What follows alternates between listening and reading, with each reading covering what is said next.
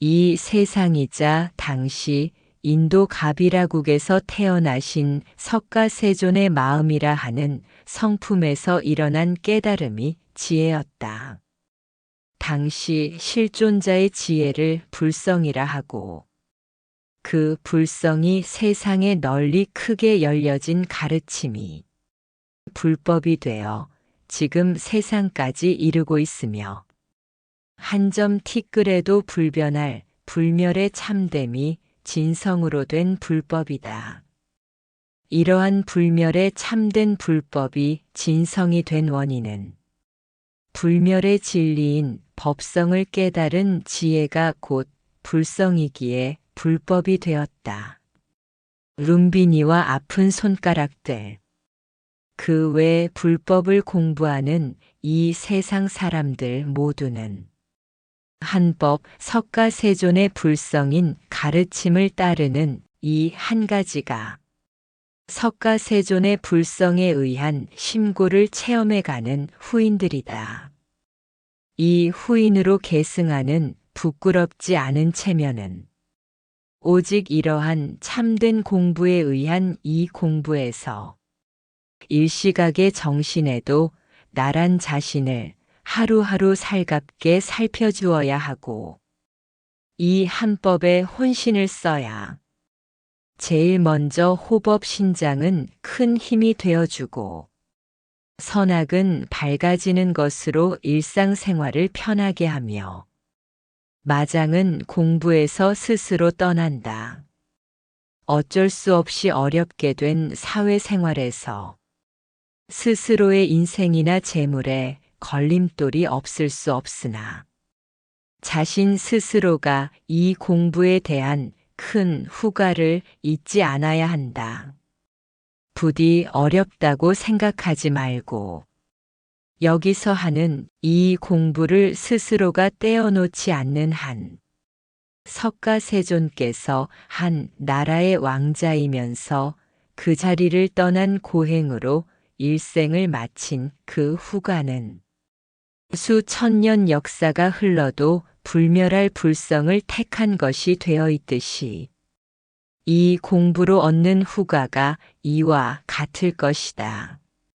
석가세존의 불성을 전승하는 여기 후계자들은 세상에 다시 없는 이렇게 위대한 스승의 본을 내 것으로 삼는다. 석가세존 법은 종교성으로 섬기거나 남길 법이 아니며 만인류의 정신이며 만인류가 처음부터 갖고 타고났으나 그 속을 깨닫기 어렵고 이루기 어렵고 지켜가기는 더더욱 어렵다. 그러나 그렇게 어렵지만 이를 계승할 후계자들은 이 길을 가고 또 간다. 지금 내가 사는 이 세상에는 공으로 태어나 공으로 간다는 옛사람들이 표현한 공술의 공수거라는 기막힌 표현은 괜스레한 말이 아니라 인간사 세상살이었다. 처음부터 여기까지는 가장 주의 깊게 공부할 공의 세계를 좀 더 참된 소신적인 깨달음으로 지혜를 이끌어내기 위함이다. 이 세상의 모든 시작은 끝이 없는 시작이며 오로지 시작만 존재하는 진리다. 시작만 있는 그 속에서 멸이 있을 뿐이다. 하늘이 이렇게 공함으로 시작하는 것은 근본적인 본래의 법성이며 여기 법성의 본래 근본에 따른 후가가 반드시 있으므로 이 후가의 본래가 언제나 새로운 지금으로 다가오는 오늘의 시작이다. 굴러가고 흘러가는 것은 알 수 있으나 돌아오는 길은 없는 건 아니지만 알 길이 없다. 오늘의 시작도 내일의 시작도 가능한 이 땅의 사람들에게 이익되게 하려는 법도가 석가세존이 본 하늘의 진실한 실상이었으며 공함이었다. 오온을 다 열어 비춰본 색과 식의 할 일이 개공도를 성취할 능함이었다. 하늘의 참 실상은 결국 인간이 이루어야 할 참된 지혜였다. 공의 실상은 나의 몸은 땅으로부터 유아공이었고 하나 마음은 하늘에 의한 무아공이며 이렇게 실체 없는 공함이 있어 타고나는 생사를 깨닫는 것이 대지혜였다. 이 세상 하늘이 크게 공하여 태어라고 하며 땅이 크고 많음은 태산이라 한다. 인간이 누릴 공부의 크기가 능히 이러함이다. 여기쯤에서 하나의 염려를 놓는다. 지금 불교의 대개 교설로 속하는 공은 깨달음보다 사상적 관계에 가까워졌다. 집착과 애욕으로 인하는 고통을 버리라는 것으로 통상 비어있는 공에 귀결되면 이것은 법으로 본 것이 아니라 행으로 본 것이다. 못내 아쉬운 교학의 판세는 아픔이다. 이에 합당한 과보의 책임은 본인이다. 이 세상의 공함은 부드러운 숨결이며 실체가 없어질 유함의 물질은 세상을 감돌고 무함은 천지의 세계를 감돈다. 이렇게 천지로 감돌아가는 윤회성과 지수화풍과 생멸 속에 또 하나 공존된 존재 법성이 유아와 무아의 공성이다. 유아공과 무아공은 인간에게 한정된 것이 아니고 유무의 공성은 이 세상의 흐름이다. 석가세존의 모양과 이름에는 실체가 있는가? 보이는가? 잡히는가? 유아로서 보아도 공이고 무아로 보아도 공이다. 그러나 공법을 깨달으신 지혜는 능히 수천 년의 불멸로 흘러왔고 앞으로의 수천 년도 불멸이 될 이 실체 없는 불성을 알고 보고 잡는 이 참된 불성이라는 알맹이. 이것이 바로 공성의 참됨으로 존재하는 공일 것이며 진리의 실상이라고 할 것이다. 이 세상의 모든 만법의 물질은 법이다. 이 모든 구조작용이 공과 색의 조화다. 결국 보이지 않아서 텅 빈 것 같았지만 하늘의 공성은 한 티끌 빈자리가 없는 움직임의 힘이며 곧 불멸의 구조작용이다. 이 하늘의 공안 자체가 본래 살아있는 생명이며 굴림으로 돌아갈 흐름이다. 이렇게 공상에서 본래적 원인이 생긴 유아이며 이렇게 유아는 본래적 원인에서 무아가 되었으므로 이러한 유와 무가 공이 되는 이것은 정한 법이었다. 있음이 없음도 되는 일, 살다가 죽는 알다가도 모를 일, 이러한 수많은 일이 천태만상이며 변화무상이라 할지라도 살아가도 외롭고 죽는다 하여도 쓸쓸한 이것이 생로병사의 실상이다. 이 유아의 구조작용은 곧 변화무상한 법이 무아가 될 법이므로 제법 무상이다. 이 세상의 변화무상한 법성은 없어질 법도 아니고 생겨나는 법도 아닌 변화무상이라는 그 자체가 지금의 불멸로 존재된 실상이다. 재행에서 행은 물질에서 움직이는 힘을 비유한 법이지만 개인적 개념의 일탈에 속하는 변덕스러운 현상이나 상태를 일러 말하는 것은 아니다. 사람에게 마음과 몸이라는 존재성이 순간순간 찰나찰나 생각으로 일으킨 일과 행동의 의미를 두고 무상하다거나 법이라고 하지 않아서 재행이었고 제 법인 이것이 무아의 세상 흐름이었다. 유아와 무아는 어느 곳이 비워졌는가? 그렇다고 어느 곳이 채워졌다고 할까? 정답은 비움도 하나이며 채움도 같은 하나인 이 두 인연은 하나로 동체다. 비움이 없었다면 채움도 없을 것이며 채움이 없었다면 비울 것도 없을 텐데.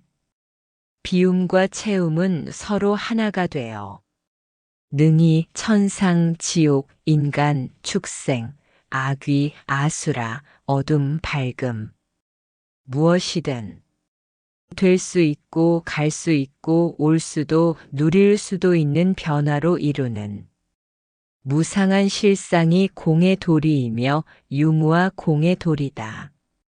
사람, 그리고 동물들과 숱한 풀과 곤충, 이러한 모든 생명들로 타고난 존재들, 비움의 공성들, 채움의 공상인 존재들, 지수화풍 합작이 만든 생멸의 존재들, 이 모두는 평등한 존엄의 존재들이며 무상한 존재들로 가정된 지혜다. 유아의 공과 무아의 공, 사람의 공부는 이와 같은 공성과 공상이 처음의 시작에서 널리 열려야 환히 밝게 트일 것이 있고 장엄으로 열릴 지혜가 있을 텐데 다 죽은 공사상으로는 깨달을 지혜가 없다. 누구나 어리석음에 인한 깨달음의 지혜를 스스로 지니고 있다는 이 진실을 가리고 종교적인 특정 인물들만 얻을 수 있는 것으로 깨달음의 지혜를 말하거나 그렇게 알고 있다면 이는 크나큰 어리석음이다. 이러한 어리석음으로 자신은 공부할 필요도 없고 수행해도 소용없다고 생각하여 깨달음을 얻는 것을 외면하거나 멀리하는 것은 안타까운 일이다. 석가세존이 안 계신 지금, 무불시대의 무법시대에 더욱 이러한 끔찍한 생각으로 살아가게 하는 이 상태에 대한 분노는 누구의 몫이 될 것인가? 기복으로 조작되어진 서로의 반푼수를 누가 감히 감당할까? 이러한 어리석음이 삶에서 비참하고 모질고 뜨거운 눈물도 독하게 삼키게 되므로 짠맛, 매운맛의 갈등에 스스로 구곡간장 애태우며 살아가는 심정. 이러한 허망한 유무와의 공성으로 살아간다면 실체 없는 인생 무상에 한 생을 마친다. 어찌 이것이 몰라도 될 일이란 말인가. 모든 사람들의 어리석음으로 인하는 모진 고통 때문에 깨달음의 지혜가 있다. 이제 무상한 나와 참된 하나를 어떻게 잘 알아보고 어떻게 깨달아야 하는지, 나와 또 하나는 누구인지 잘 살펴보자. 먼저 나라는 유아공과 무아공이 있고 또 하나라는 유아공과 무아공이 있다. 지금 현재 상태로 살고 있는 나 하나의 아는 보이는 모습으로 살고 있는 나라는 아가 있고 보이는 그 속에 보이지 않는 또 하나의 무아가 함께 살고 있다. 보이는 나는 지금 현재의 행업이라는 인과를 짓는 아라고 한다면 지금 현재 행업의 인과에는 응보라고 하는 정한 결과가 있고 이 결과가 또 하나라는 아이다. 재행무상의 제법 무아가 없다면 인과응보도 깨달음도 지혜도 없다. 재행은 무상한 행의 인과를 짓는 아다. 제법은 행의 인과를 받는 응보의 아다.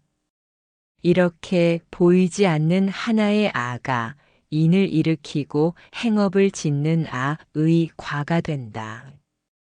이렇게 나는 인과이며 하나는 과보였다. 나 하나라는 유아와 무아가 엄연한 존재로 굴러지는 것이 인과응보다.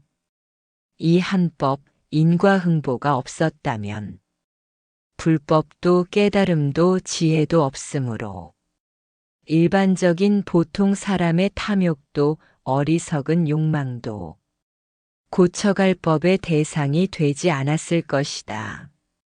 유와 무아는 색, 수, 상, 행, 식, 오온이며 보이는 색과 보이지 않는 식, 이 둘은 서로 받아들이는 수를 융통하여 생각이라는 상을 행하는 무상한 유와 무아로 사라질 공상이자 제법의 인과응보를 짓는 이것이 색즉시공 공즉시색의 단일 구조다. 이 단일 구조의 제법들이 보이지 않아 텅 빈 공상 같지만 이 공상 속에 잠재된 과보가 불생불멸, 불구부정, 부중불감하는 불변의 정한 법으로 들어있다. 비록 오온이 보임의 색이 없어질 무색공이 되겠지만 오온을 잘 비추어 열어보면 공함에서 잘 살 수 있는 큰 지혜를 택할 법도가 있다는 개공도다. 개공도가 시작의 양단이라면 이무소득고는 마칠 즈음의 양단으로 시와 종으로 결단을 내린 양단설이다.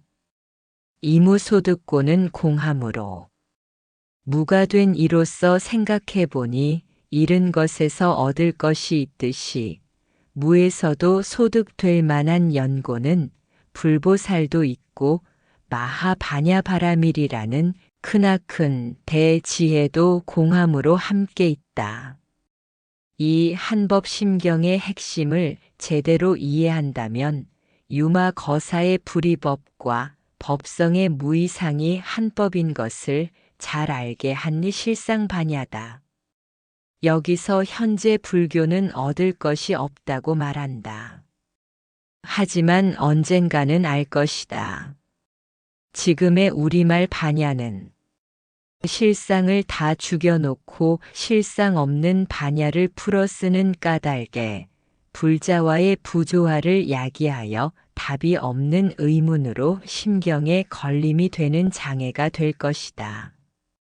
얻을 것이 없는 무상한 무아에게 무슨 불보살의 불성과 지혜가 필요할까? 이것과 저것이 사라지는 공성이지만 공성에게 고통으로 생겨난 어리석은 공포가 있으므로 연고된 즉설주알 설은 불보살 심경인 마하바냐 바라밀다였다. 바냐는 무상한 공성의 심상이 제도할 지혜로운 심성을 열어본 조견법이다. 관자재보살은 지혜란 대신주, 대명주이며 더 이상 없는 지위로 비유하였다. 무아를 텅 빈 공으로 보는 논설의 대부분은 무아를 실체가 없다고 설하지만 이는 유아 무아설의 지혜가 아니다. 이러한 실상 없는 공과 색을 말하는 공부는 참된 공한 법의 공부라고 할 수 없다.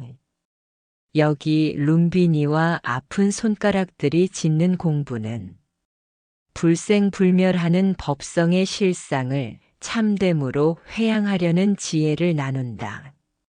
여기에서 인연한 불법 공부의 후인들은 하늘에 뜬 하나의 해와 같은 상징이며 별 속의 밝고 둥근 보름달은 나 하나의 존재를 비추는 지혜로 돌고 돌 것이다.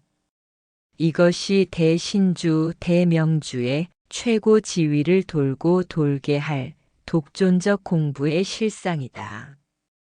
여기쯤에서 룸비니와 아픈 손가락들, 그리고 그 외의 공부자들은 무엇으로 잘 살펴 지켜야 할 것인가 하고 보면 이 세상에서 살아가는 하루하루라는 일상은 모두 나의 시작이자 그침이다.